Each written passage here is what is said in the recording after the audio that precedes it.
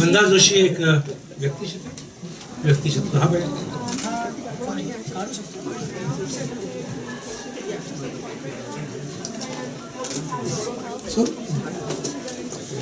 तर मला मामाने फोन केला काही दिवसांपूर्वी. त्याने विचारलं की तू मोनोलॉग करणार आहेस तर काय विषय काय तुझा मोनोलॉग.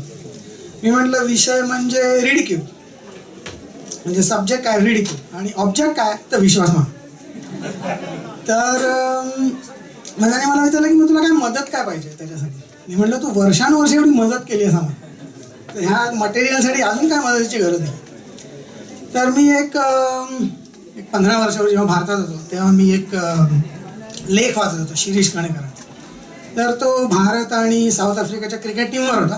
त्याला एक वाक्य असं होतं की गंड कुठलाही वाईटच, पण न्यूनगंडापेक्षा अहमगंड परवडलं.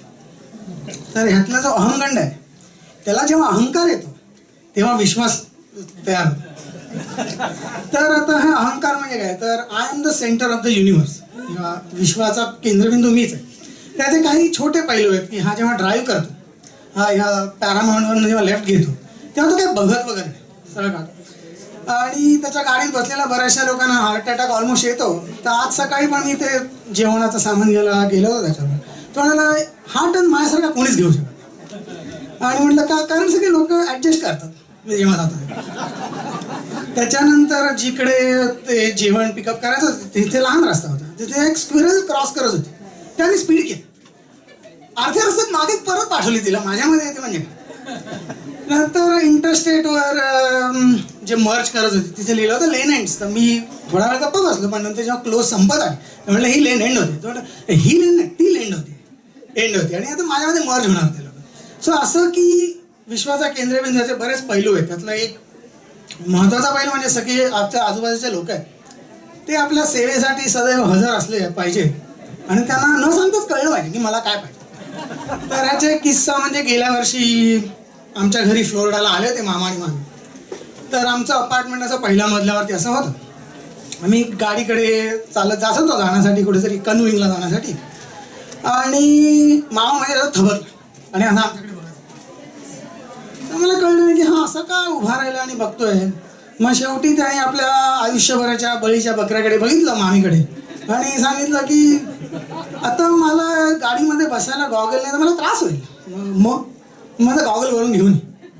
सो शेवटी मग मामीला वर जायला लागू नये म्हणून मी आणला. पण तात्पर्य काय की जेव्हा तो थांबला आधी आणि असं आमच्याकडे बघितलं त्या त्या नजरेच्या कटाक्षामध्ये लोकांना कळलं पाहिजे की ह्याचा गॉगल वर आहे, ह्याला गाडीमध्ये बसल्यावर गॉगल नसला की त्रास होतो आणि कोणी जर तो गॉगल त्याला आणून दिला पाहिजे. सो हे सगळं कळलं पाहिजे आधीच सगळ्यांना न सांगता.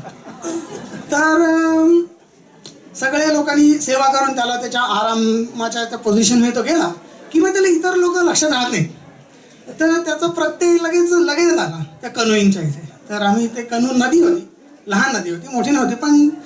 तर मी कनू आणला पाण्यामध्ये सोडला आणि मी 4 लोक तो छोटा होता सो 4 लोकांना थोडी अवघड होतं बसणं. पण ऑफकोर्स मामा सगळ्यात आधी, मी खाली गेलो, मी कनू धरला त्याच्यासाठी. तो सगळ्यात आधी गेला आणि सगळ्यात आरामात जी काही त्यातल्या त्यात पोझिशन होती त्याने घेतली. त्याच्यानंतर दीपिका चढली. मग मामी खूप घाबरायची पाण्याला, म्हणजे अजूनही घाबरते. आणि जेव्हा ती चढणार होती तेवढ्याच आमच्या बाजूला कोणीतरी दुसरे होते, त्यांचा कनू त्याने कॅप्साईज केला. ते झाल्यानंतर मामी म्हणे आता मी अजिबात येणारच नाही म्हणून ती तिकडेच किनाऱ्यावर उभी आहे. पण आम्ही तिला जरा धीर दिला आणि आम्ही तो कनू असा जरा धरून ठेवला. आम्ही म्हणजे मी आणि दीपिका. तो अजून आरामशीर कसं बघता येईल ते जरा बघत. सो मग कशी ती मामी चढली आणि नंतर जीव मोठीत धरून आणि ती बोट सुद्धा मोठीत धरून अशी पुढे अशी बसून राहिली. आणि एक 10-15 सेकंद आम्ही कनोईंग करायला सुरुवात केली. ती म्हणाली बस आता मला परत जायचं आहे. म्हणजे का परत कसं राहणार, 10-15 सेकंद झाली होती, अगदी 10-15 सेकंद. पण आम्ही त्याकडे काय लक्ष दिलं ना. थोडं पुढे गेलो तर एक मोटरबोट गेली बाजूला. तर मोटरबोटी लहान होती नदी, तर त्याच्याशी मोठ्या बऱ्याच वेव झाल्या आणि आमचा कनू लहान होता तो खूप हलला. आणि मग ती तेव्हा तर खूपच घाबरली आणि असे आपले जीवाच्या आकांडाने ते असे ओरडत होते. तर हे सगळं चालू असताना आपली बायको अशी ओरडते आणि तिला कधी असं वाटतं की पाण्यात पडेल आणि काय होईल. मामा काय करत असेल, तो मागे बसून गाणी म्हणत होता. आणि अशी गाणी की जी म्हणजे ऐकलेली म्हणजे स्वतःच काहीतरी तयार करून बनवत होता आपली गाणी. आणि तबला पण वाजत होता बाजूला होडीवरती. म्हणजे एकदा त्याची पोझिशन अशी आरामाची झाली की इतर लोकांना काय होतं हे त्याच्या काही लक्षात तो घेत नाही. तर अजून पुढचे असं पैलू असा की ह्याला सगळ्या गोष्टीतलं सगळं माहिती आहे. म्हणजे आता फुटबॉल म्हणजे सॉकर, आता वर्ल्ड कप झाला तर त्यांनी काही वर्षानुवर्षात काय सॉकर त्यांनी एवढं बघितलं नाही. तर त्यांनी एक फायनल मॅच बघितली अर्जेंटिनाच्या, म्हणजे फक्त फायनल बघितली आणि त्या फायनलमध्ये बघा 1-0 म्हणजे असं काही फार कमी लो स्कोरिंग मॅच. तर मग त्याने मला संध्याकाळी फ्लोरिडा, म्हणजे मी खूप फॉलो करायचो, मी त्याला फोनवर सांगायचो की असं चाललंय तसं चाललंय वडाला. तर त्याने फोन केला, म्हणाला काय मजा नाही रे या गेममध्ये, काही स्ट्रॅटेजीच नाही म्हणे. म्हटलं म्हणजे तुला काय मत आहे ह्या गेममध्ये? हे बघ 12 लोक 11 लोक इथनं येतात, 11 लोक इथनं येतात आणि असे रँडमली पाऊण तास धावत असतात. त्याच्यानंतर परत जातात, ब्रेक घेतात, मग दुसऱ्या बाजूने येतात, परत रँडमली धावतात पाऊण तास. आणि मग तो बॉल असा रँडमली एकाकडून दुसऱ्याकडे जात असतो आणि असा कधीतरी मध्येच असा गोल होतो. त्यात काय स्ट्रॅटेजी नाही. तर हा गेम काय इकडे वाढणार नाही अमेरिकेत, असं त्याने तर ठरवून टाकलं. आता ते गेम तर संपला, आता अमेरिकेत तो गेम वाढणार नाही. तर हे झालं खेळाचं. तर इतर कुठलाही त्याला विषय सांगा की आता परराष्ट्रीय धोरण किंवा आपलं इकडचं पॉलिटिक्स, इंडियाचं पॉलिटिक्स जे काय असेल, तर तुला रशियाबद्दल काय मत आहे असं तुला एकदा विचारलं जातं. रशिया म्हणजे everything is about Putin. Like if you say anything against him you will be put in jail. ते एका वाक्यात त्यांनी रशियाचं सगळं वर्णन करून टाकलं. सो असं जे सगळं मला सगळं माहिती असं. तसं अजून आहे की एखादी गोष्ट जी त्याला उपयोगाची नसेल तर ती युजलेस किंवा बोगस. तर आता त्यांनी काही त्यांनी आता रिसेंटली एक गाणं तयार केलं होतं. तर त्याला मी तबला वाजवतो, त्याने माझ्या ह्याला कुठला ताल चालेल ह्याला. तर मी त्याची चाल ऐकली, त्याला सांगितलं की दीपचंदी राग आहे ना, ताल आहे ना, तो ह्याला चाल. तर मग दीपचंदीचा ठेका कसा मिळणार? मी म्हटलं युट्यूब कर. त्यांनी युट्यूब केलं दीपचंद. आणि एक कोण मला पंडित जो कोणी होता त्याचं नाव नाही आठवत, पण त्या पंडित त्याचे 15 मिनिटाचा व्हिडिओ होता, त्यांनी पूर्ण ऐकलं आणि खूप अमेझिंग असं त्यांनी वाजवलं होतं त्या पंडित. आणि ह्याला काही त्यात ताल सापडला.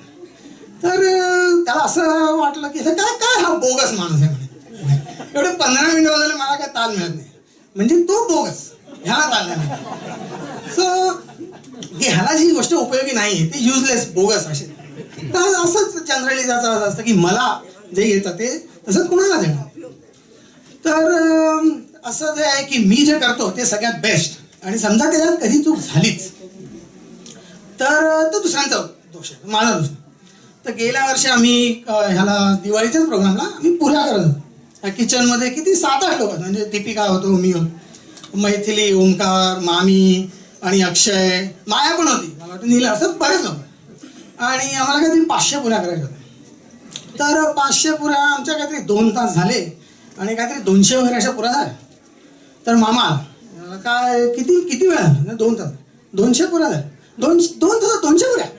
थांबा, तुम्ही आत्तापर्यंत जे सगळं केलं ते सगळं चुकीचं आहे, थांबा, आता मी तुम्हाला दाखवतो पुऱ्या कशा करायच्या. आत्तापर्यंत त्यांनी चहा पण केला नाही कधी, आता तो पुऱ्या करा. तर त्यांनी काय केलं, त्यांनी टायमर लावला, आयफोनवरती टायमर लावला. आणि आता पुऱ्यांमध्ये सगळ्यात सोपी गोष्ट कुठली? तळणे. नुसतं टाकायचं 4 सेकंदात झाला का. सगळ्यात स्लो गोष्ट कुठली? लाटणे. तर त्यांनी तळण्याची गोष्ट केली. आणि आधीच त्यांनी 4 लोकांना लावलं लाटायला आणि एक 30 पोळ्या त्यांनी तयार ठेवल्या आणि पुऱ्या. आणि मग त्यांनी टायमर सुरू केला ऑलरेडी तयार झाल्यानंतर टायमर सुरू केला आणि त्यांनी काय 2 मिनिटं पुऱ्या केल्या, तर 30 संपल्या. पण मग एका वेळी तो तळण्याचा स्पीड, लाटण्याचा स्पीड स्लो असल्यामुळे पुऱ्याचा सप्लाय त्याचा थांबला. तर थांबा, आता टायमर थांबवा. तर आता टायमर थांबवा म्हणजे आम्ही त्याच पद्धतीने करत होतो ना. तो नाही, तुम्ही स्लो केलं. म्हणजे ह्याला 4 सेकंद लागतात पुरीला, लोकांना तिकडे लाटायला अर्धा मिनिट लागला.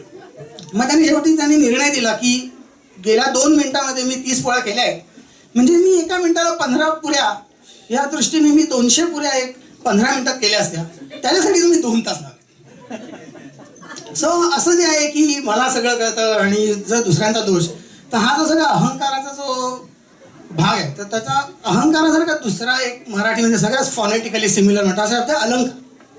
सो अलंकार जसा सगळ्यांना शोभत नाही, काही लोकांनी अलंकार घातला जर त्यांना शोभत त्याचं हसं होतं. तर ते मामाचं तसं होत नाही. ज्या सगळ्या काही मी गोष्टी सांगितल्या त्याचा अहंकार फक्त तो त्याला शोभून दिसतो, बाकी कोणी असं केलं तर त्याचा हसं होईल. तर म्हणून तो त्याचा अहंकार आम्ही सगळे सहन करतो आणि आम्हाला आवडतो. आणि त्याचा हे अहंकाराचे हे सगळे किस्से आम्हाला अजून बरीच वर्ष सहन करायला लागतील अशी मी आशा करतो.